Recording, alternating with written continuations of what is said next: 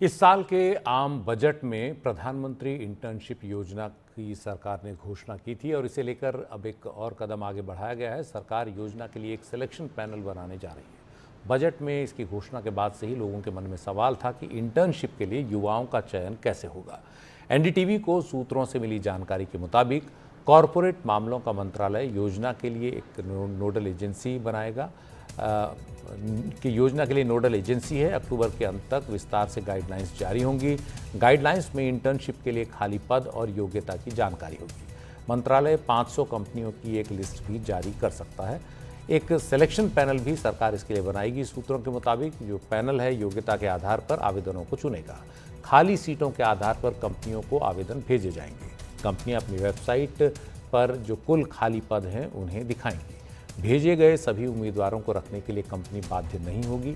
21 से 24 साल के 1 करोड़ बेरोजगारों को इंटर्नशिप देने का लक्ष्य इस योजना के तहत है और इसके तहत देश की टॉप कंपनियां अगले 5 साल में 1 करोड़ युवाओं को इंटर्नशिप पर रखेंगी, उनको स्किल की ट्रेनिंग देंगी, उनका कौशल बढ़ाएंगी।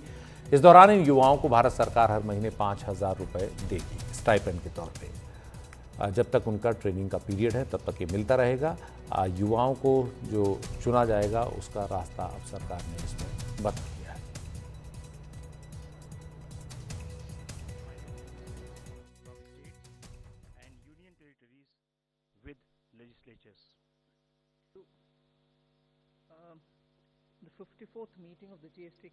मिनिस्ट्री ऑफ कॉर्पोरेट अफेयर्स जो मंत्रालय है वो पीएम इंटर्नशिप स्कीम जो कि जुलाई बजट में जिसकी घोषणा की गई थी उस पर ये मंत्रालय तेजी से काम कर रहा है।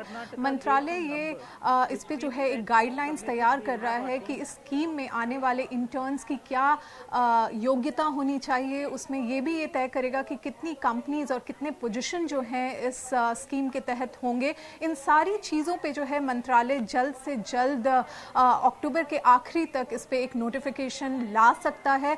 हमारे सूत्रों से जो हमें जानकारी मिल रही है वो हमें ये भी बता रहे हैं कि जो ये मंत्रालय है वो एक सिलेक्शन पैनल की भी गठन कर रहा है। इस सिलेक्शन पैनल जो है वो डिसाइड करेगा कि कौन से एप्लीकेशन को आगे कंपनीज को भेजने हैं।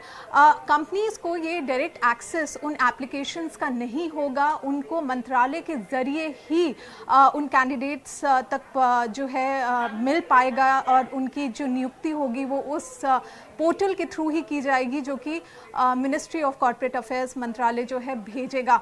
आपको ये याद दिलाना चाहती हूँ कि ये जो इंटर्नशिप स्कीम है सरकार की, ये योजना उन युवाओं को टारगेट कर रही है जो युवा बड़े संस्थानों से नहीं आते, आईआईटी और आईएम जैसे संस्थानों से नहीं आते। और ये पूरी की पूरी जो योजना है वो गवर्नमेंट स्पॉन्सर्ड करेगी और इसमें जो है कंपनीज को सिर्फ 10% ही अपने तरफ से ट्रेनिंग कॉस्ट जो है वो देना पड़ेगा और ये उनके CSR स्पेंड के तहत आएगा।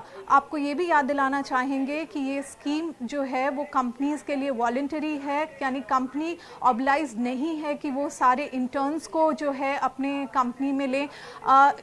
जो कंपनी आएगी वो अपने जो पोर्टल पे है वो नंबर ऑफ वैकेंसी जो है अपने पोर्टल पे डालेगी और उसी के बेसिस पर जो है ये जितनी भी जो इनकी एप्लीकेशन होगी वो हर एक एप्लीकेशन के लिए 2 कैंडिडेट को जो है ये मंत्रालय अपने आगे से जो है बढ़ाएगा उन कंपनीज को और कंपनीज देखेगी कि वो इस एप्लीकेशन को आगे देख सकती है, उन इंटर्न्स को जो है अपने ऑन बोर्ड कर सकती है या नहीं कर सकती है। कंपनीज पे ये बिल्कुल भी मैंडेटरी नहीं होगा कि उनको सारे के सारे एप्लीकेशन को ऑन बोर्ड करना ही करना है।